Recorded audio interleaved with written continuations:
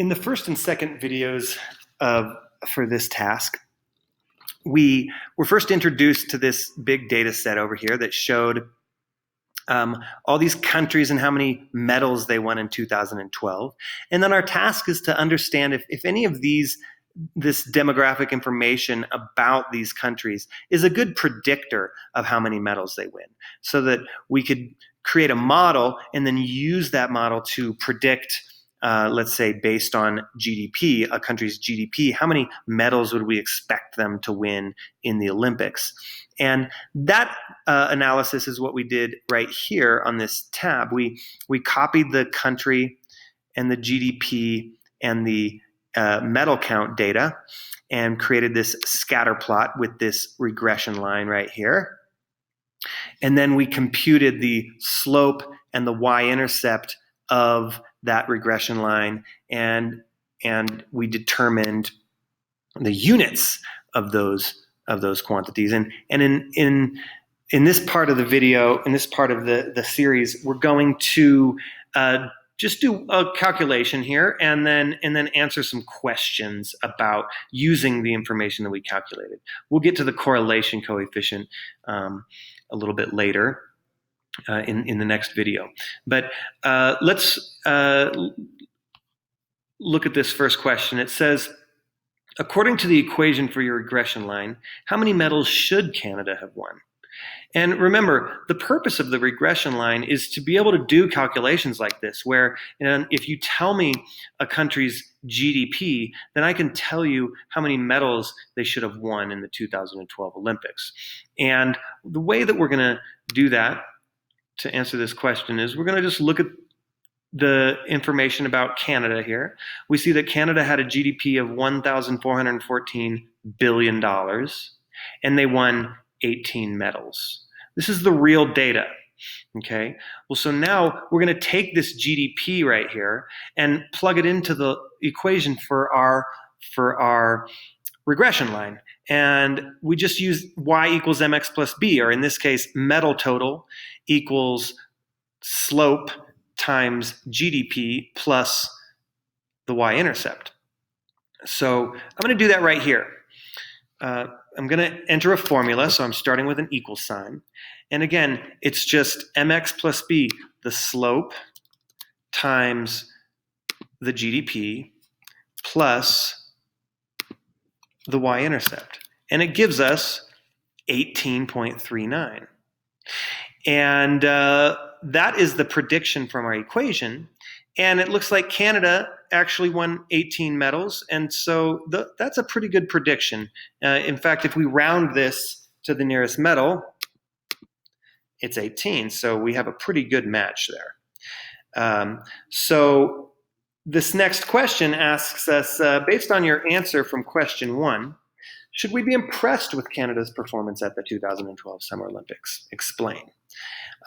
So I'm not going to type in my answer here, but I'll give you a little bit of commentary and just point out that Canada met our expectations, actually.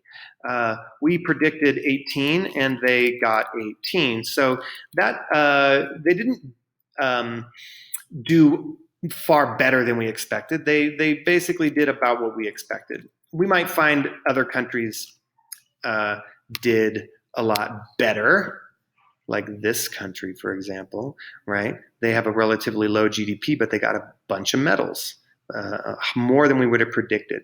But Canada must lie somewhere on this line, or pretty close to it. So they met our expectations.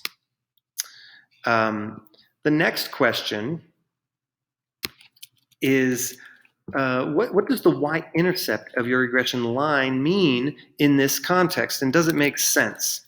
So again, our y-intercept is 8.26 medals, or let's just say about 8 medals.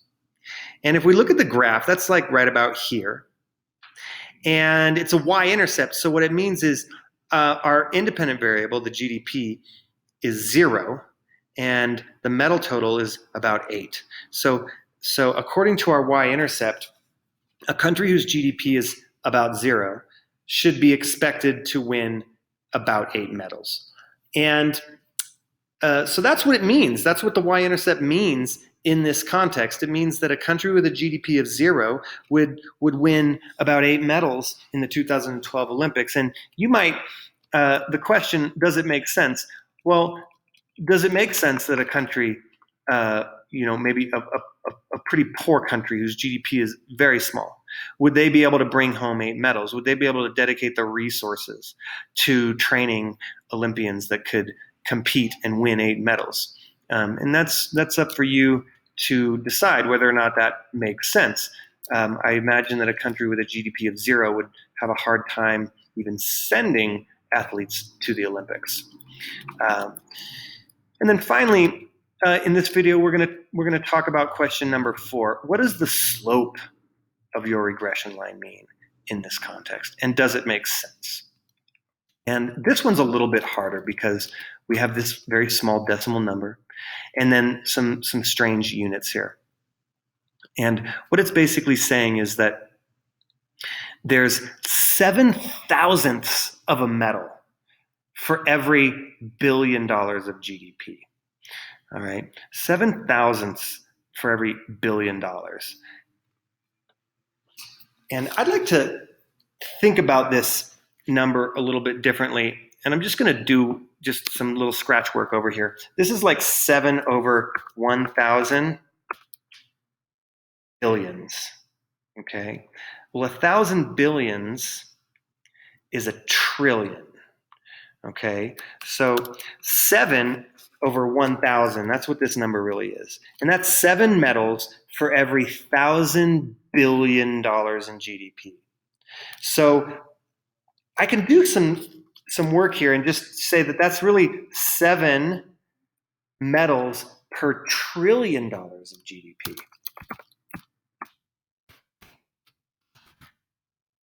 So I just did a little conversion, a little unit conversion here. And I converted billions to trillions so that I could have this nice round number. And so again, this is tricky because it's hard to make sense out of a really small number like this.